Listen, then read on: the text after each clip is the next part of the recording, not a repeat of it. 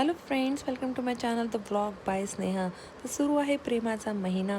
प्रेमाचा महिना म्हणजे काय? फेब्रुवारी महिना. ब्लिंकिटवरनं मागवलं थोडं सामान.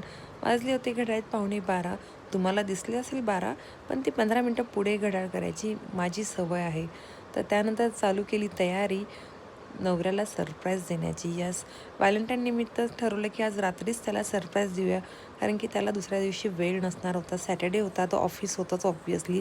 मागवलं होतं ऑनलाईन हे बुके आणि एवढा छान हा बुके मला भेटला. हा रियुजेबल बुके आहे क्रॉशेटचा आणि मी इंस्टाग्रामवरनं हे मागवलं होतं. नंतर नवऱ्याला झोपेतनं उठवलं. त्याला थोडा वेळ झोपला होता तो आणि त्याला सरप्राईज दिलं. मग मी एकदम झोपेतनं उठून की ये हॅपी व्हॅलेंटाईन डे.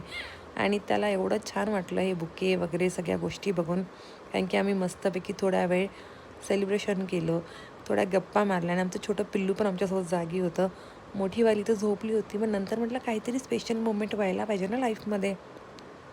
असे स्पेशल मोमेंट आपण सेलिब्रेट नाही करणार तर काय करणार ना. थोडासा तर तडका चाहिए लाईफ में. तर असं करत आम्ही मस्तपैकी सेलिब्रेशन केलं. नंतर थोड्या वेळ टी व्ही बघितला.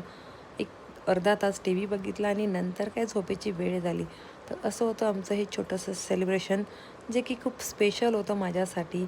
यस, मी माझा लाईफचा एव्हरी मोमेंट स्पेशल करत असते. तुम्हाला जर आवडलं असेल